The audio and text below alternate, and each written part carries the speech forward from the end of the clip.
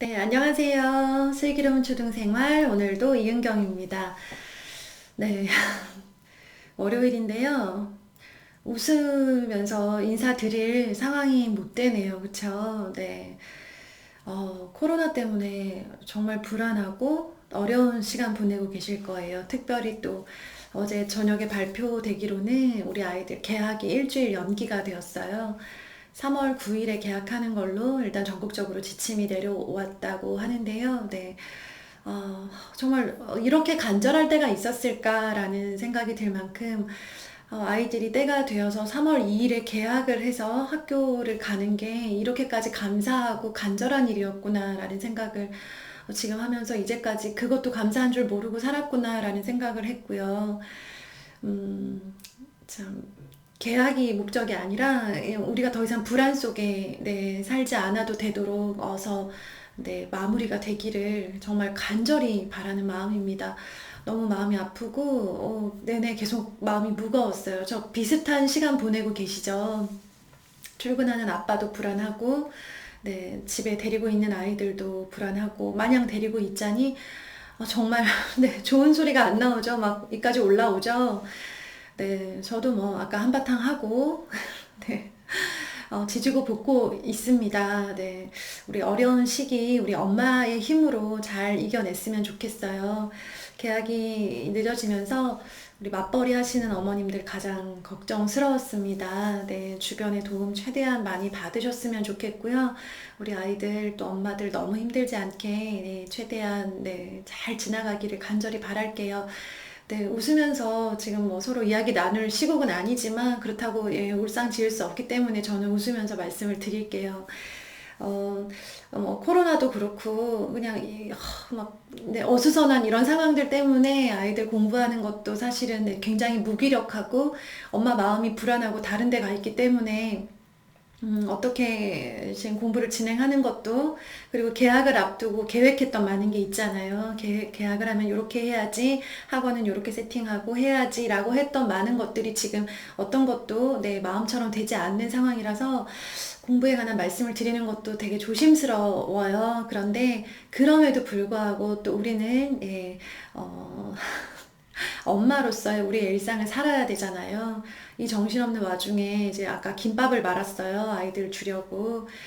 이걸 말면서, 어, 내가 지금 할 수 있는 최선, 내가 해야 되는 일은 이 아이들 끼니 잘 먹이는 거, 네, 하고 있는 공부, 습관 무너지지 않도록 잘 잡아주는 거, 그게 지금 내가 할 수 있는 가장 좋은 일, 가장 네, 현명한 일이 아닐까라는 생각을 했습니다. 오늘은요, 국어 독해 문제집에 대한 오해와 진실, 네, 좀 알아보겠습니다. 어, 어, 독해 문제집을 거의 이제 필수처럼 생각하고 푸세요. 제가 예전에 한번 독해 문제집이 큰 필요가 없다라고 말씀을 드린 적이 있는데, 그럼에도 불구하고 안 풀었을 때 불안감이 굉장히 크셔요. 그래서 그 불안한 마음을 이기지 못하고 또 다시 독해 문제집으로 돌아가시는 모습들을 많이 봤습니다. 다시 한번 말씀드리는데요. 결론부터 말씀드리면 독해 문제집 때문에 오히려 나쁜 영향을 받는 사례들이 있습니다. 우리 아이가 혹시 그런 케이스는 아닌지 점검을 해보세요. 네, 영상을 끝까지 보시는 게 정말 도움이 되실 거고요. 앞으로 아이 공부 계획하실 때, 그리고 학년이 올라갈 때마다 고민이 되실 텐데요. 제가 독해 문제집을 네, 권해드리지 않는 이유를 정확하게 아셨으면 좋겠어요.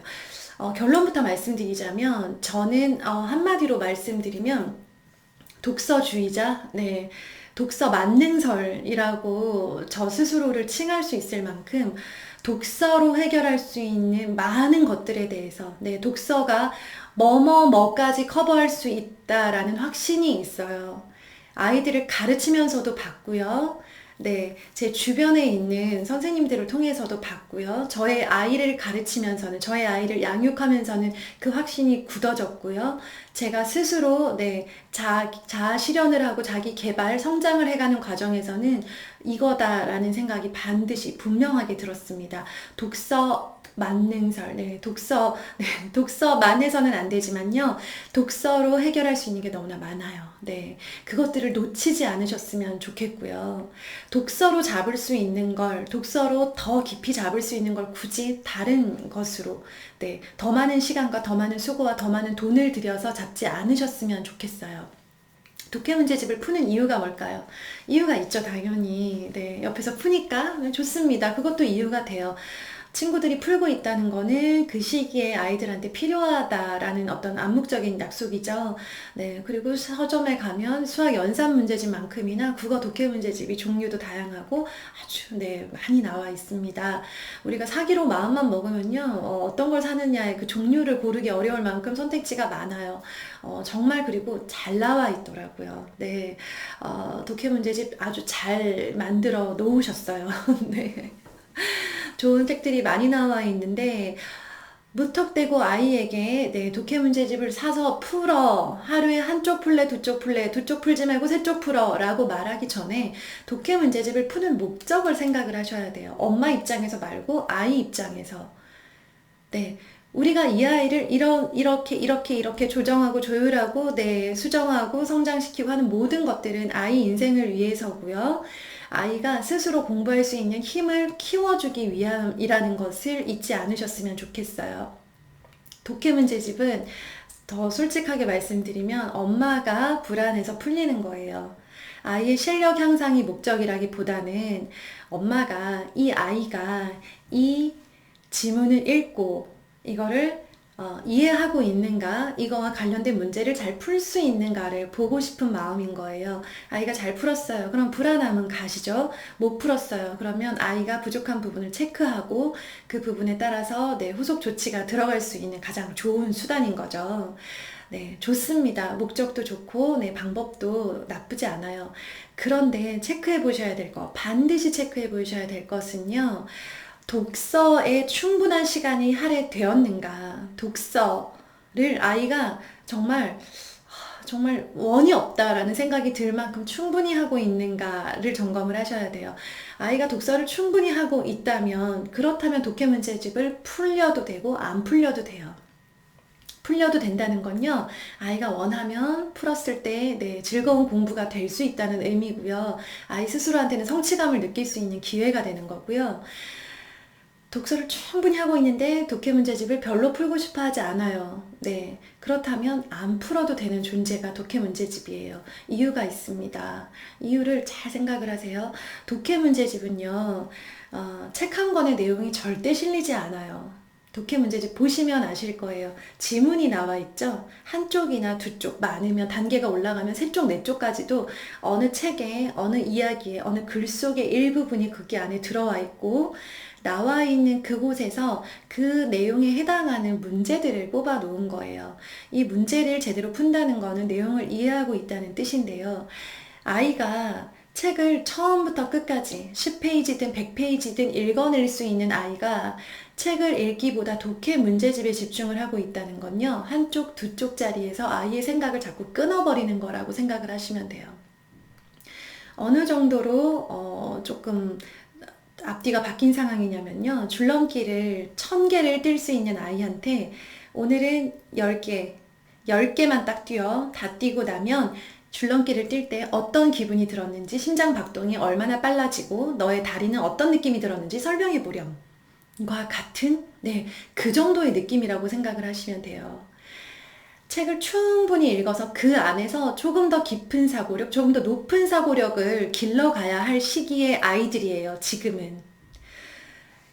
지문을 읽고 문제를 푸는 건요, 입시, 중학교, 고등학교, 특히나 고등학교 때, 아주 열심을 달려야 될 그런 과제고요. 그때 하는 게 충분하고요. 그때는 정말 닥치고 문제 막 풀어서 문제 푸는 요령도 익히고 속도도 당기고 하면서 점수를 높이기 위해서 100점을 맞기 위해서 노력을 할 때예요. 그때는 책을 한가롭게 읽을 때가 아니라, 그때를 위해서 우리가 지금 뭘 하냐면요, 저축을 하는 거예요. 독서력, 독해력을 저축. 무엇으로? 독서로. 순수하게 독서로요. 왜 1000개를 띄려고 막 신이 나 있는 아이한테 자꾸 10개 띄고 그만 띄라고. 그렇게 하지 마시라는 거예요. 네. 지문을 읽고 문제를 푸는 건요, 학교에서 매일 하고 있습니다. 국어가요, 전체 모든 과목 중에 가장 수업 시수가 많아요. 이틀에 한 번, 그러니까 일주일에 4번, 4번이 국어가 들었는데요. 그렇게 많은 시간 동안 계속 하고 있는 게 지문 읽고 문제 풀기, 지문 읽고 활동하기, 지문 읽고 역할극 만들기. 네. 어떤 글에, 어떤 책 속의 일부분을 보고 그걸 가지고 내 독해력을 확인하고 활동을 하는 걸 학교에서 하고 있어요. 학교에서는 그럴 수밖에 없어요. 학교에서 독서만 시킬 수는 없잖아요. 그래서 이제 여기에서 부족한 독해력, 그리고 깊은 사고력을 보충하기 위해서 새롭게 도입된 게 온책 읽기죠. 책 한 권을 한 학기 동안 읽는 거예요. 그렇게 지문 읽고 문제 푸는 게 최고다, 베스트다 했다면 온책 읽기는 절대 도입되지 않았을 거예요. 온책 읽기처럼 좋은 그런 교육과정의 그런 새로운 시도들이 저는 계속 들어와야 된다고 생각을 하는데요. 굉장히 환영을 했죠, 저는. 온책 읽기, 그거를 한번 생각을 해보세요. 네, 그거만큼 아이의 사고력에 좋은 게 없어요.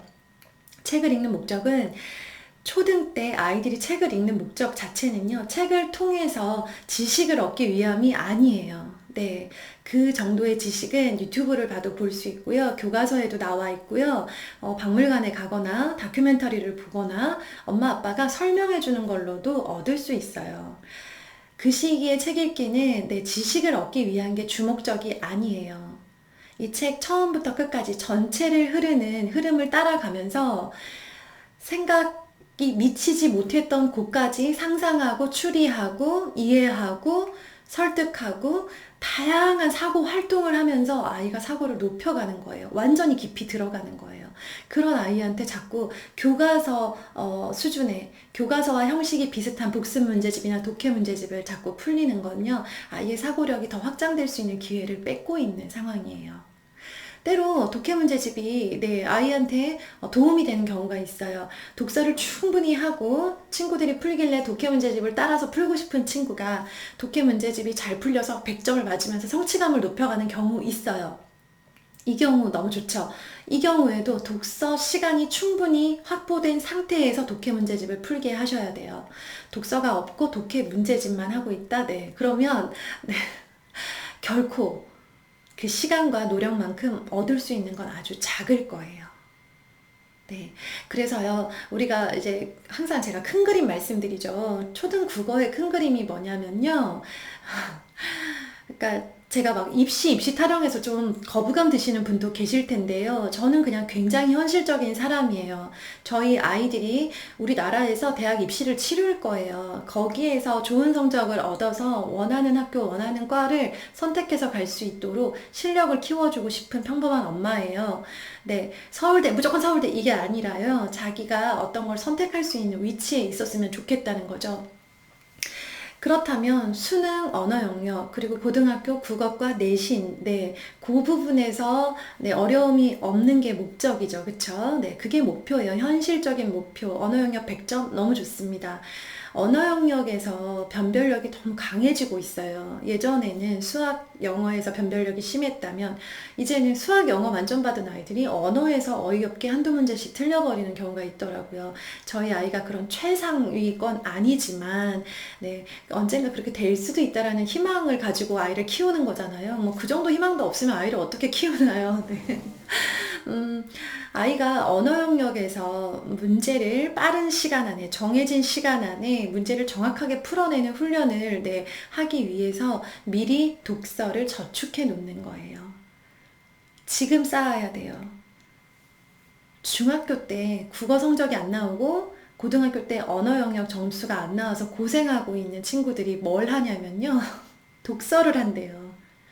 문제풀이 아무리 연습을 했는데 잘 되지 않아서. 이게 무슨 아이러니한 상황이죠? 네. 문제풀이 유형을 익히고 시간을 단축시키느라 바빠야 될 중고등학생들이요. 아무리 그걸 연습해도 점수가 더 이상 올라가지 않아서 애를 먹고 있대요. 그건요, 초등 때 독서를 쌓아놓지 않고 문제 푸는 방법만 계속 익혔기 때문이에요. 초등 고학년이면 이제 독서 시간이 부족한데요. 네, 그렇다 하더라도요. 지금부터 문제집으로 갈아타면 중고등학교 때 그게 구멍이 날 수 있어요. 그렇게 좋은 거면 저도 저희 아이들 풀립니다. 저 독해 문제집 딱 한 번 사봤다가 네, 네, 접었어요. 접었고 그 시간에 책 읽으라고 했고 덕분에 네, 책이 많이 쌓였어요. 그 정도로 독서는 중요하고 아주 좋은 겁니다. 네. 책 읽을 시간이 부족하죠. 주 단위로 좀 생각을 해주세요. 이번 주에 평일에 바빠서 많이 책을 못 읽었어요? 그러면 주말에 조금 시간을 더 만들어 주세요. 이번 학기에 영어 숙제가 많아서 영어학원 레벨이 올라가면서 영어학원이 바빠서 많이 못 읽었다. 그러면 네, 이번 다가오는 방학 때 책 읽을 수 있는 시간과 기회를 충분히 주세요. 독해 문제집을 네, 아이가 원해서 풀게 되는 상황, 시간이 좀 남고 지금 당장 뭐 개학이 연기되면서 시간이 좀 많아졌죠. 그러면 독해 문제집 한 권 정도 좋습니다. 독서를 하고 나서 아이가 이렇게 좀 풀고 성취감을 느끼고 싶어 하면 독해 문제집 푸세요. 푸는데요. 쉬운 단계, 만만한 단계에서 시작해서 언제나 플러스 1 단계, 플러스 3 정도로 자꾸 아이한테 내미시는데요. 그거 아무 의미 없어요. 나는 왜 이렇게 공부를 못하지? 나는 왜 자꾸 틀리지? 라고 하는 좌절감, 실패 경험만 막 쌓이는 거예요. 사람의 뇌는요, 너무 신기해서요. 성공 경험과 실패 경험이 동일하게 있었다고 하면요. 실패 경험을 훨씬 확대해서 그게 더 많았다고 기억한대요. 아이가 잘 풀고 한두 문제 틀렸는데요. 아이가 기억하기로는 나는 공부를 못해, 나는 잘 못 풀어, 나는 많이 틀리는 사람이야 라고 기억하고 있다는 거예요. 그게 아이가 원래 비관적이고 뭐 패배주의가 있어서가 아니라요. 우리 뇌의 습성이래요. 그래서 무서운 거예요. 그래서 탄탄하게 다져서 아이가 쓱쓱 잘 풀 수 있는 단계 정도로 아이가 자신감을 얻고 성취감을 얻을 수 있는 용도로 사용하시는 건 너무나 좋습니다. 하지만 엄마의 불안함을 달래기 위해서 애가 노는 꼴을 못 보겠어서 네, 애가 책만 읽고 있는 게 영 불안해서 그런 이유로 네, 독해 문제집을 권하지는 마시고요.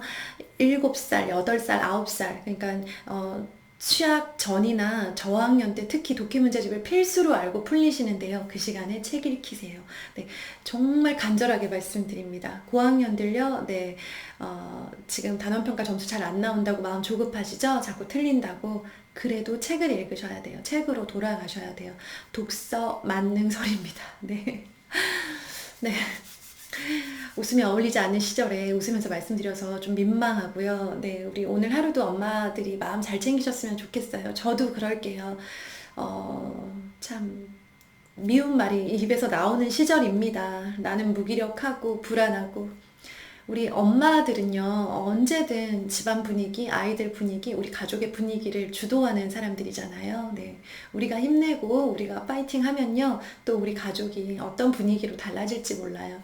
네, 집안에 콕 박혀서 지내는 이 시간들, 네, 이 시간 아이들이랑 많이 대화하고 더 많은 책을 읽는 그런 귀한 시간으로 활용하셨으면 좋겠습니다. 오늘도 들어주셔서 감사드리고요. 힘내세요. 저도 힘낼게요. 그 어느 때보다 몸과 마음의 건강 잘 챙기시기를 바라겠습니다. 감사합니다. 안녕히 계세요.